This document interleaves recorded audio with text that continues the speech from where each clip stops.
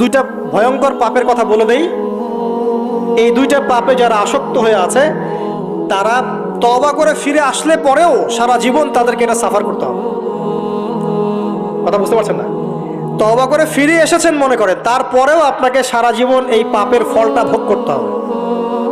এক, মাদকদ্রব্য দীর্ঘদিন সেবন করেছেন, তওবা করেছেন, ফিরে এসেছেন, আল্লাহ হয়তো মাফ করে দিয়েছেন, আল্লাহ পাক মাফ করে দিয়েছেন, বাট আপনি আপনার দেহের যে ক্ষতিটা করে ফেলেছেন এটা পোষাতে পারবেন না।